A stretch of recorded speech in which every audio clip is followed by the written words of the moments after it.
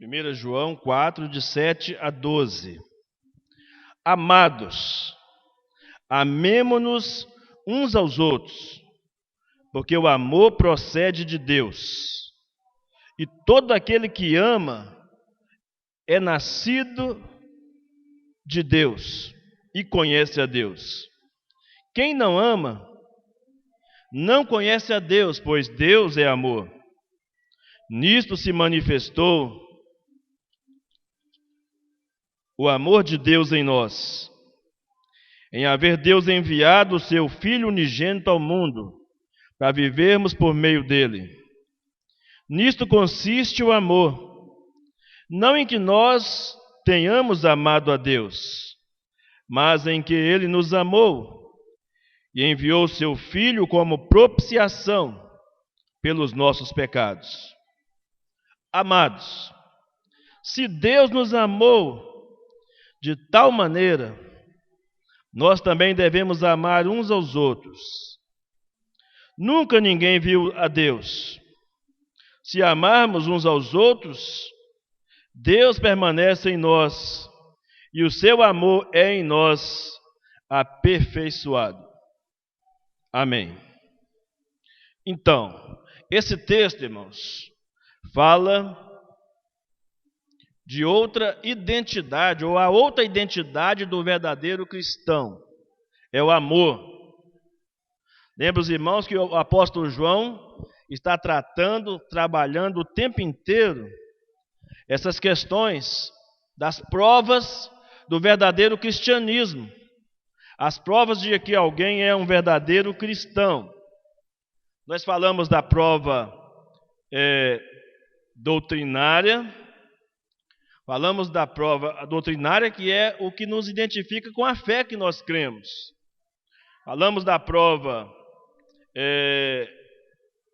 moral, que está ligada à nossa obediência, ao nosso comportamento cristão, e a prova relacional.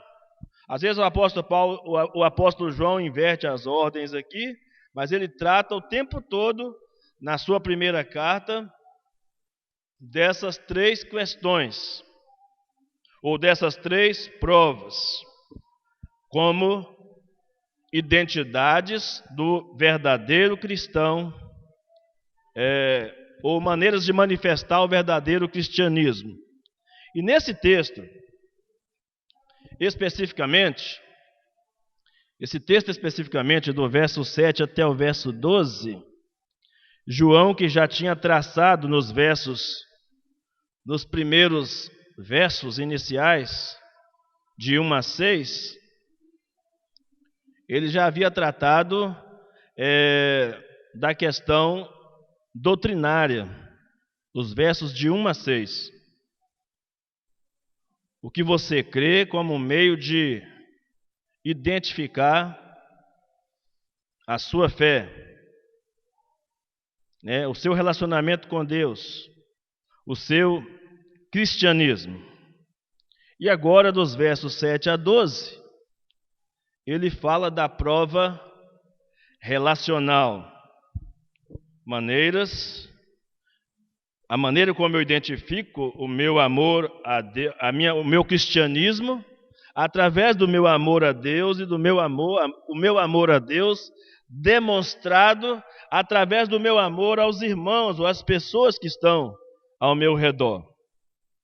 Então, ele começou pela fé, capítulo 4, aprofundou agora na questão do amor. E, aliás, irmãos, fé e amor são sustentáculos da vida cristã. Fé e amor. Ou seja, não se pode dizer que alguém é um verdadeiro cristão sem ter uma fé verdadeira e sem ter um amor verdadeiro. Ninguém pode afirmar ser um cristão se a sua fé não é verdadeira e se o seu amor não é verdadeiro. Então, pela terceira vez nessa carta, João chama a atenção dos seus ouvintes a respeito dessa prova relacional, o amor. Ele havia falado antes, no capítulo 2, de 7 a 11, sobre essa prova. Depois, no capítulo 3, de 11 a 18, ele tornou a falar sobre isso. E agora reforça a ideia. Claro, aprofundando ainda mais o tema, ele reforça a ideia do amor como marca do verdadeiro cristianismo. Aliás, ele diz que Deus é amor, e porque Deus é amor, os cristãos devem ser identificados pelo amor. Devemos amarmos uns aos outros. É um mandamento, né? Então, o comentarista Warren Weisberg, ele diz,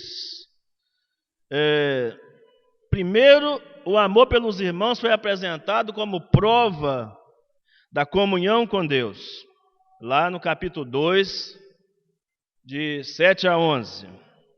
Em seguida, capítulo 3, de 11 a 18, o amor foi apresentado como prova de filiação.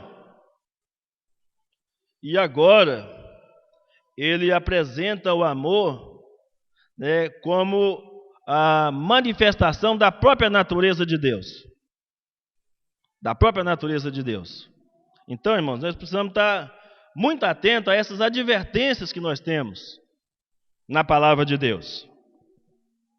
Então, vamos tentar entender aqui como é que João categoriza, como que João explica esse amor como um compartilhar da própria natureza de Deus, ou como uma exigência. Por causa da natureza de Deus, nos é exigido um comportamento, né, uma atitude, uma demonstração de amor. Depois João vai aprofundar ainda mais dos versos 13 em diante a respeito do comportamento. Mas aqui mais uma demonstração da nossa identidade, da nossa identificação com a natureza de Deus. Se no primeiro momento João estava falando sobre comunhão com Deus, né, nos capítulo 2, de 7 a 11, depois no segundo momento ele falando que eu provo que eu sou filho de Deus através do meu amor, agora ele está dizendo que eu provo que a natureza de Deus habita em mim, né, através do Espírito Santo de Deus, por meio do amor. Como demonstração do meu amor aos irmãos, eu manifesto a natureza divina, porque Deus é amor, diz o versículo 8, né, do texto que nós lemos. Então vejamos, a primeira coisa que João destaca é que existe um mandamento. A primeira coisa que João destaca é que existe um mandamento. Verso 7, parte A do verso 7. Ele diz: amados, amemo-nos uns aos outros. Então, o amor aos irmãos é o princípio que nos distingue como cristãos. Aliás, Jesus disse isso, muito bem dito, né? Claro, só poderia ter sido dito por Jesus isso.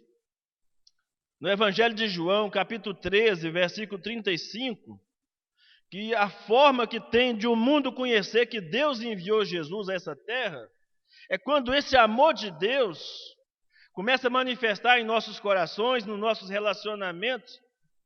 E se nós amarmos uns aos outros, nós vamos dar provas. Se amarmos uns aos outros, vamos dar provas de que Deus realmente amou o mundo, de que Deus realmente enviou Jesus como demonstração desse amor. Então nós somos responsáveis, como cristãos, a demonstrar esse amor, e nós temos um mandamento a cumprir. Devemos obedecer esse mandamento como prova cabal, como prova incontestável de sermos verdadeiros discípulos de Cristo.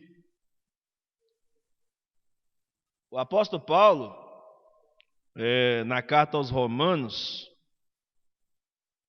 me falta agora a referência no momento, mas me vê essa lembrança que ele diz que o amor não faz mal ao próximo.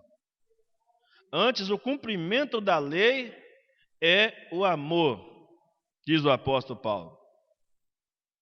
O amor não faz... Está na carta de Paulo aos Romanos, esse texto. Então, não é uma opção.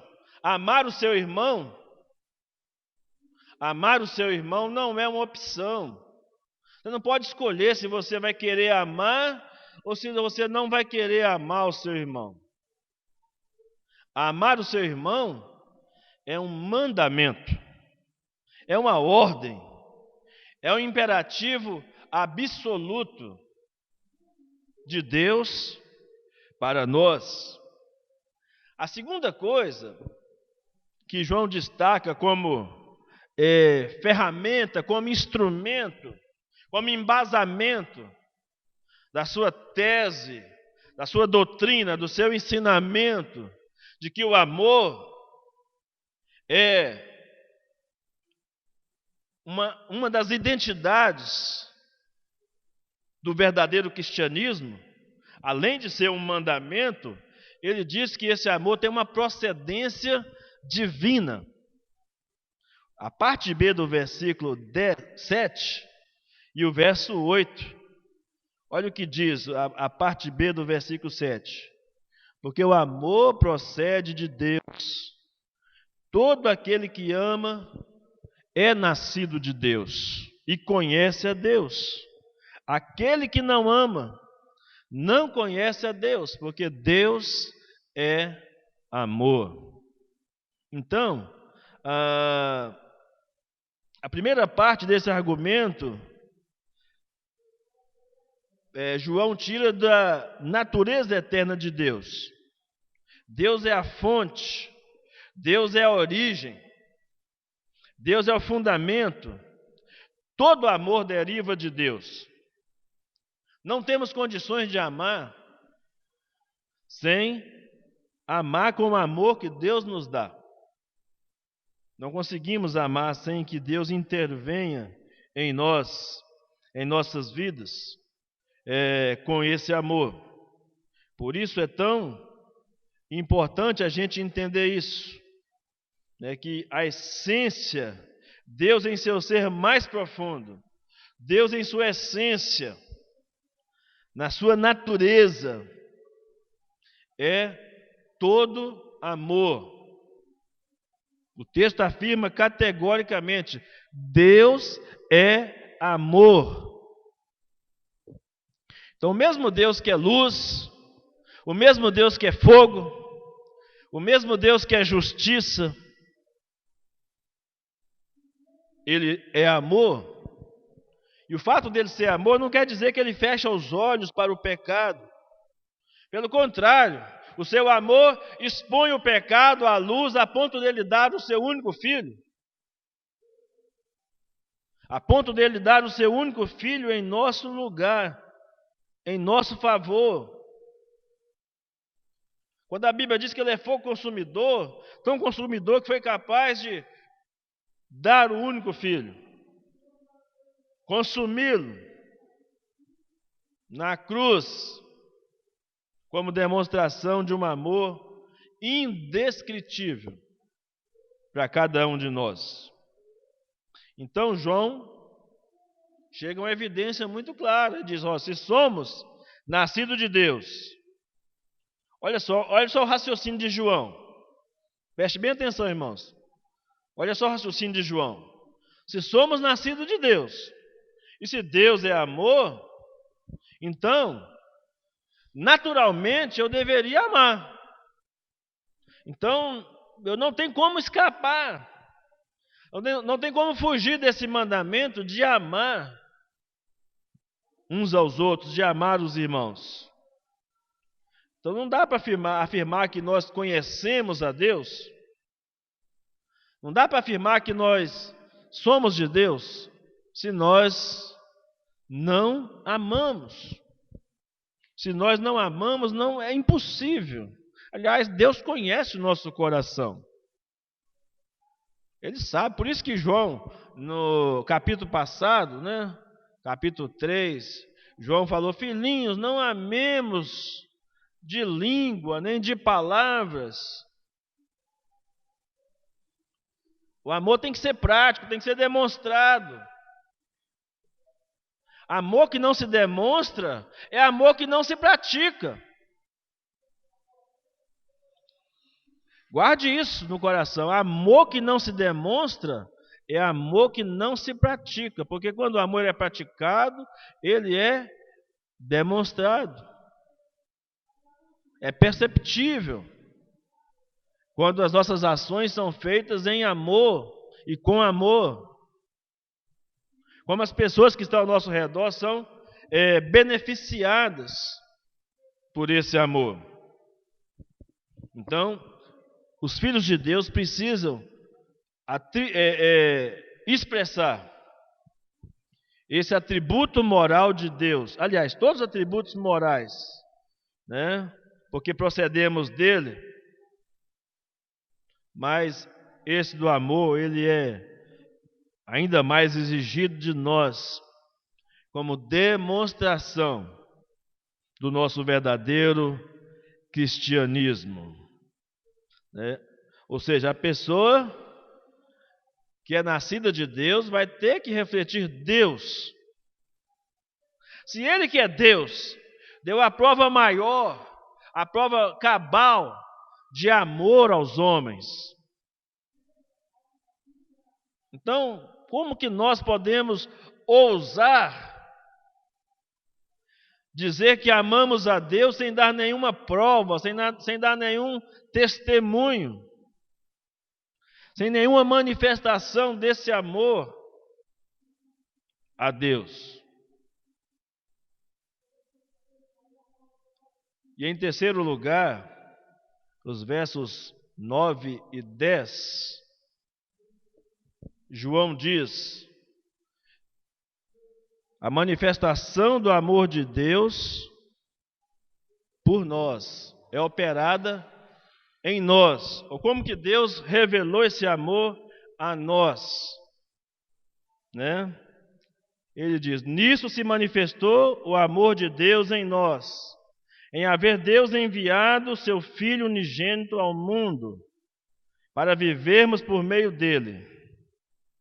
Nisto consiste o amor, não em que nós tenhamos amado a Deus, mas em que ele nos amou e enviou o seu Filho como propiciação pelos nossos pecados. Então João se baseia, irmãos, o seu segundo argumento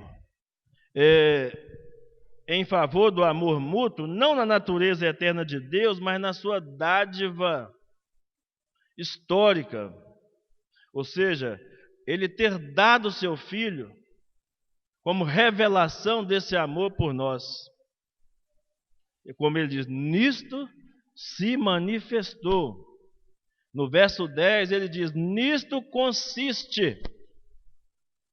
Ou seja, está fundamentado nesse amor de Deus, nessa entrega de Deus, não apenas com palavras eloquentes, mas com uma demonstração sacrificial desse amor de Deus por nós. E isso é muito importante quando a gente começa a aplicar isso quando começamos a amar as pessoas com base no amor de Deus por nós. No verso 11, João fala sobre a manifestação do amor aos outros. Acompanhe o que diz o verso 11. Amados, se Deus de tal maneira nos amou, devemos nós também amar uns aos outros. O amor de Deus é o exemplo e a inspiração que nós precisamos, ou que nós temos. Qual inspiração? Ou qual exemplo maior que nós vamos ter para seguir do que o exemplo do próprio Deus? que sendo Deus, ou do próprio Cristo, que sendo Deus, não ter por usurpação ser igual a Deus, antes se entregou a si mesmo por nós, foi capaz de dar a sua vida na cruz em nosso favor, que obedeceu até a morte, diz o texto em Filipenses 2, de 5 a 11, até a morte e morte de cruz. Por isso que Paulo chega ali no verso 5 do capítulo 2, afirmando que nós devemos ter o mesmo sentimento que houve em Cristo Jesus. Então João não está forçando a barra. Ele apenas está afirmando que, depois de termos um exemplo como exemplo de Deus, nós não temos como pensar em viver um cristianismo sem uma vida prática de amor. Nós não somos como o Mar Morto, que recebe e não compartilha. Se você foi alvo do amor de Deus, ame as pessoas ao seu redor. Se você foi alvo do perdão de Deus, perdoe as pessoas ao seu redor. Estenda a mão, ajude, acompanhe. Você não pode terceirizar o amor. O mandamento, a ordem é para você, é para mim, é para nós. Nós não podemos terceirizar o amor. Pedir que alguém ame no nosso lugar. Jesus já fez isso por nós para que nós façamos isso pelos outros. Lembra de 1 João 3,16? Nisto conhecemos o amor, em que Cristo deu a sua vida por nós, e nós devemos dar a nossa vida pelos irmãos. Devemos dar a nossa vida pelos irmãos. Diz o apóstolo João, aqui no capítulo 3, verso 16. E agora ele está usando outro argumento diante dos seus ouvintes e diante de nós que somos seus leitores, dizendo: se Deus amou de tal maneira, um amor assim de tal entrega, de tal profundidade, você não pode ousar, eu não posso ousar, irmãos, amar de uma outra maneira, que não seja essa maneira que vem de Deus. Nós, como cristãos, devemos ser como o Mar da Galileia, que recebe, que distribui, que é abundante. Devemos ser como o Mar da Galileia, não como o Mar Morto. John Stott, escrevendo sobre esse assunto, ele disse: o dom do Filho de Deus não somente nos garante o amor de Deus por nós, mas lança sobre nós uma obrigação. Ninguém que tenha estado ao pé da cruz e tenha visto o imensurável e o imerecido amor de Deus ali demonstrado, pode voltar a uma vida de egoísmo. Ou seja, temos que pensar nas pessoas. Diante da cruz, quando contemplamos a cruz de Cristo, nós temos que pensar nas pessoas. Temos que aprender a amar as pessoas a cada dia da nossa vida. No verso 12, ele diz sobre a necessidade de estarmos aperfeiçoados nesse amor. Porque ele diz: ninguém jamais viu a Deus. Olha só que responsabilidade, irmãos. Ninguém viu a Deus, mas as pessoas podem ver Deus através de nós, através das nossas ações, através do nosso amor prático, diário, de uns para com os outros. Nós podemos demonstrar que Deus é real, que Deus existe, que Deus é verdadeiro. E que o amor de Deus é verdade, porque nós aprendemos a amar com Ele. Isso é fundamental para nós. Demonstrar ao mundo. E toda vez que demonstramos ao mundo que amamos porque aprendemos de Deus, nós estamos sendo aperfeiçoados no seu amor. Não devemos pensar no amor somente como constituindo o ser eterno de Deus, mas também no amor manifestado, revelado na pessoa de Cristo. Que Deus é amor, Deus amou ontem, Deus ama hoje, Deus amará amanhã. Porque quando há essa declaração enfática da essência de Deus como amor, é porque onde quer que você esteja, e onde quer que Deus estiver, o amor estará sempre presente. O amor estará sempre presente por causa da essência de Deus. Então, o Deus que é invisível, primeiro se manifestou de modo visível na pessoa de Jesus, no amor de Jesus por nós, na entrega de Jesus por nós. E esse Deus que é invisível à humanidade, nesse mundo em que nós vivemos, tão cheio de ódio, tão cheio de maldade, tão cheio de egoísmo,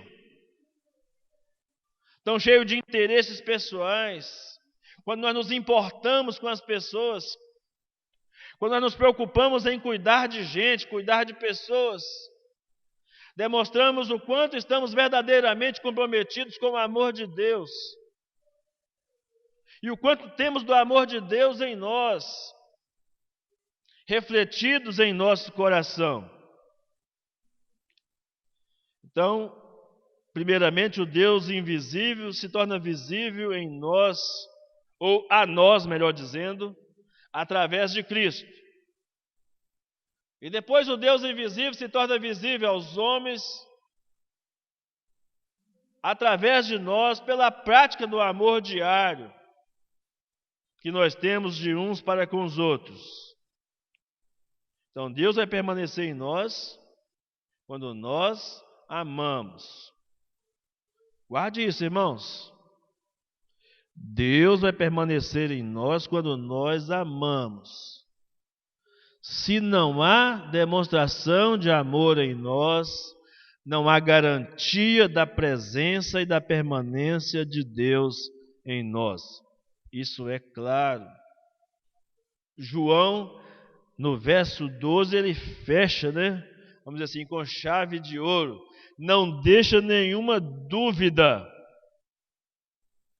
Veja, irmãos, que grande responsabilidade que nós temos diante de um mundo que nunca viu a Deus. Dá a esse mundo a oportunidade de ver Deus através de nós, das nossas ações. É por isso que mais adiante, quando se tratar de comportamento, João vai dizer categoricamente, não vai dar para chegar nessa parte, mas só para os irmãos entender.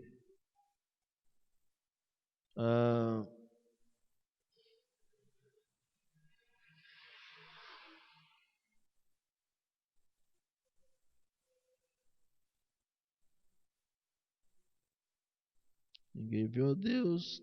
Aqui. Nós amamos porque Ele nos amou primeiro. Verso 19. Se alguém disser amo a Deus, mas odiar o seu irmão, esse é mentiroso. Pois quem não ama seu irmão, a quem vê, não pode amar a Deus, a quem não vê. Então isso corrobora, isso completa o raciocínio de João, no verso 12 que nós lemos. Ou seja, esse amor revelado, manifestado de Deus em nós, é a garantia da permanência da presença de Deus em nós. Caso contrário, a nossa vida cristã, que nem poderá ser chamada de vida cristã, caso contrário,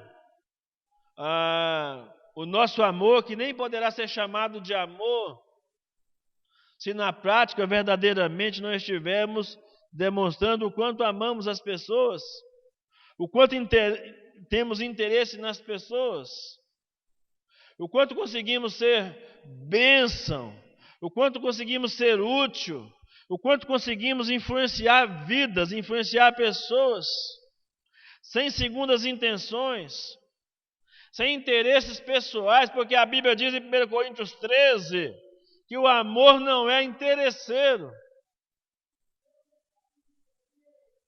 Porque se houver qualquer manifestação de um amor interesseiro, não pode ser aquele amor que vem de Deus.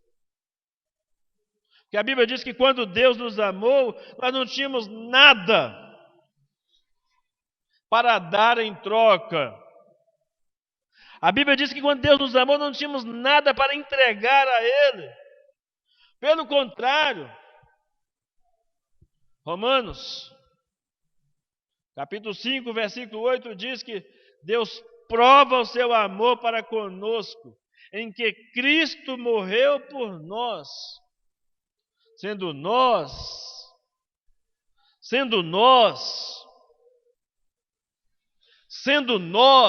ainda pecadores.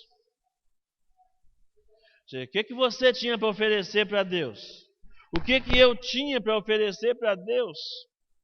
Para ser alvo de tão grande amor? E por que com tanta facilidade nós desistimos das pessoas? Por que com tanta facilidade nós deixamos de amar as pessoas? E por que com tanta facilidade nós queremos colocar condições para as pessoas? Eu só te amo se você me amar, eu só te amo se você me der alguma coisa em troca. Se eu for recompensado. O que você tem para me dar? O que você tem para me oferecer? Que tipo de amor é esse? Isso não é o amor de Deus. Isso não é o amor altruísta, que se preocupa verdadeiramente com o bem-estar do outro. Então, irmãos, é muito sério quando João, eu fiquei pensando aqui, olhando, estava estudando agora, estudando essa parte aqui, né? Lendo, analisando os textos, analisando as vezes que João fez as colocações sobre o amor, primeiro como comunhão, depois como filiação e depois como manifestação da natureza de Deus. E que jogou sobre nós um peso ainda maior, uma responsabilidade ainda maior. Ele disse, você só pode dizer que tem comunhão com Deus se você tem comunhão com os irmãos. Você só pode dizer que você é filho de Deus se você ama os seus irmãos. E você só pode dizer que Deus habita em você, que você faz parte da natureza de Deus, se você ama os seus irmãos. Então João foi muito cirúrgico, muito categórico ao afirmar essas questões, irmãos, aqui. Nós não podemos em nenhum momento fugir dessas palavras tão poderosas, que é como se João quisesse imprimir, tatuar essas palavras em nosso coração, de modo que a nossa vida cristã fosse sempre uma demonstração de dentro para fora. A nossa vida cristã sempre fosse algo que brotasse do nosso interior e que fosse visível a olhos nus, que não fosse necessário uma lupa, um microscópio para poder enxergar a manifestação desse amor. Por outro lado, temos que ter um outro cuidado. Já que esse amor não pode ser interesseiro, já que esse amor não pode levar vantagens pessoais. E a maior vantagem que alguém tem por amar é de ter amado. É de ter sido porta-voz desse amor de Deus aos outros. Não tem vantagem maior do que essa de estar obedecendo a palavra que nos manda que amemos uns aos outros. Não há privilégio maior do que esse. Ao mesmo tempo que é uma grande responsabilidade, é um grande privilégio para nós, Deus, a nós pessoas mortais, falíveis, limitadas, Deus conceder, Deus confiar em nós a responsabilidade de amar as pessoas como demonstração do seu amor às pessoas.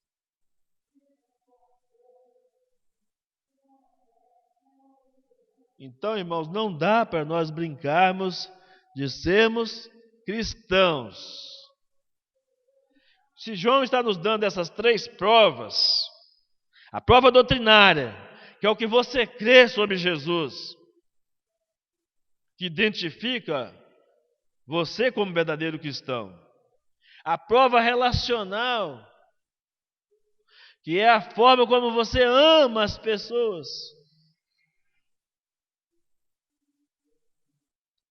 E a prova moral, que é a forma como que você se comporta com base nesse amor de Deus. Quando João coloca esses 3 indicativos para nós, ele está nos dizendo, olha, esses indicativos são divisores de água.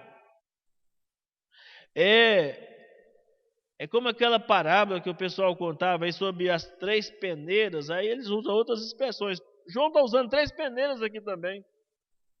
A peneira da fé, a peneira do amor e a peneira da obediência. Quando se fala de comportamento moral, está falando de obediência à palavra.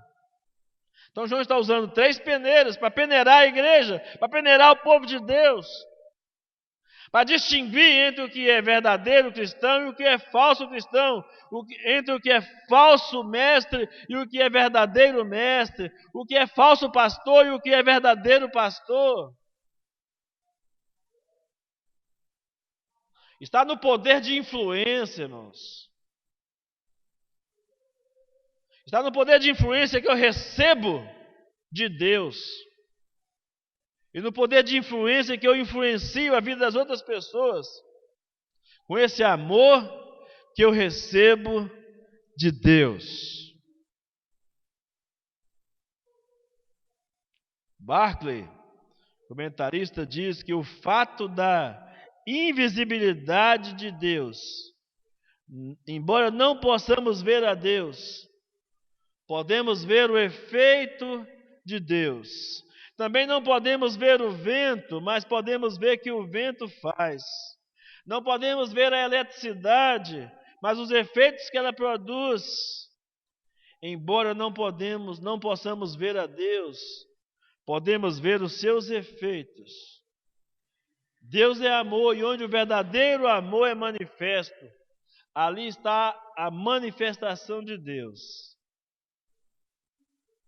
Quem sabe, amado irmão, nesta noite, aqueles que vão ouvir a nossa palavra pela rede social, quem sabe já não é tempo,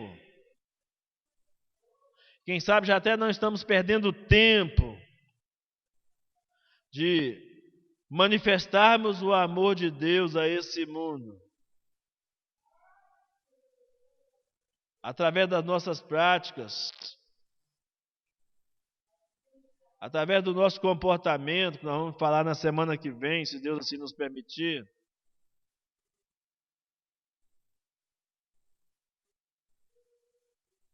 Até quando as pessoas vão olhar para nós e não fazer nenhuma diferença entre nós e uma pessoa que não conhece a Deus? Até quando as pessoas vão olhar para nós e não perceber que há uma ação efetiva de Deus em nossas vidas?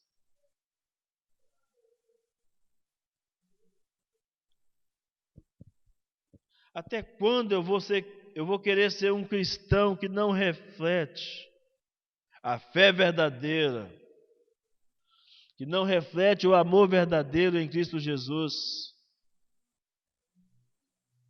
e nem a minha obediência sem reservas a Ele? Eu quero terminar com a palavra de Weisberg, que diz, quando falou sobre a habitação de Deus em nós, antes do pecado, Deus andava com o homem. Depois da queda, Deus mandou Moisés fazer um santuário para habitar no meio do povo. O povo pecou, a glória de Deus se apartou. Salomão construiu um templo e a glória de Deus mais uma vez veio habitar com o povo. Mais uma vez o povo transgrediu e a glória de Deus se foi. Foi embora do templo, foi embora da nação, caiu nas mãos dos seus inimigos. Mas na plenitude dos tempos, Cristo veio ao mundo e a glória de Deus estava nele. Cristo morreu, ressuscitou, voltou ao céu e enviou o seu Santo Espírito, o Consolador, o Paráclito, o companheiro, o intercessor, o ajudador. Nosso corpo agora, amado, o seu corpo, agora é morada do Espírito Santo de Deus. Há um Deus habitando em você através do Espírito Santo. E só tem uma maneira de você demonstrar que há um Deus habitando dentro de você através das manifestações de amor da sua vida. Porque João foi categórico, irmãos. Quem não ama não permanece em Deus. Por aí, de vez em quando, as pessoas dizem que o amor é cego. Isso é mentira. O amor enxerga além dos olhos. Já dizia o Pequeno Príncipe, né? O essencial é invisível aos olhos. Só com o coração pode se ver bem. É assim na vida cristã também. A paixão é que é cega. A justiça dos homens é que é cega. Mas o amor que vem de Deus é luz. Alumia os olhos, alumia a alma. Nos guia na caminhada. E nos faz refletir a luz de Cristo ao mundo como prova desse amor que recebemos dele. Como você tem amado as pessoas? Eu não estou dizendo só algumas pessoas, estou dizendo as pessoas de um modo geral. Como você tem amado as pessoas? Que tipo de amor você tem dado às pessoas? Quer dizer que amar quem nos ama é muito fácil. Amar quem nos ama, a gente é que fica com dívida com essa pessoa, porque a gente nem consegue retribuir todo o amor que essa pessoa tem pela gente. Mas eu gosto de usar uma expressão costumeira que eu digo que tem gente que ama a gente de graça, sem esforço, sem você fazer nada. Às vezes você não fez nada por essa pessoa e ela ama você a si mesma, ela gosta de você. Você peca contra essa pessoa, você se comporta mal, e essa pessoa ainda te ama, te perdoa, te aceita, te abraça, não te rejeita, ela te faz crescer, ela te faz voltar a uma vida de normalidade no amor. Ela te resgata com o amor dela. Enquanto que, por outro lado, há pessoas que você pode carregar água na peneira para ela. E ainda assim ela não reconhece o seu amor, e mesmo assim, você e eu temos a responsabilidade de amar essa pessoa. Isso vale para nosso convívio na igreja, vale para os nossos colegas de trabalho, os vizinhos. Às vezes é difícil de amar alguns vizinhos, né? E é difícil deles nos amarem também. E principalmente a família, marido e mulher, pais e filhos, filhos e pais. Ame no seu relacionamento conjugal, mesmo quando o seu marido não merece ser amado. Porque o amor não exige merecimento. O amor exige uma atitude do seu coração de querer fazer o bem à pessoa.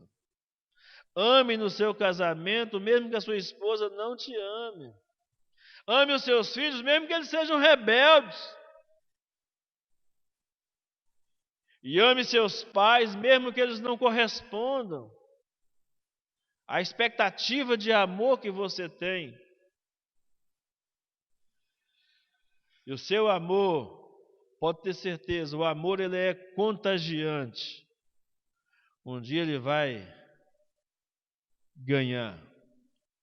Um dia ele vai vencer. E você verá o resultado do seu trabalho de amor. Não haverá ninguém nesse mundo, afirmo sem medo de errar, não haverá ninguém nesse mundo que não será recompensado pelo amor. Deus promete e Deus cumpre. Amém? Que Deus assim nos abençoe e nos dê mais sensibilidade para entender o amor que as pessoas sentem por nós e nos dê mais obediência para amar como Deus nos amou as pessoas que estão ao nosso redor. Vamos orar.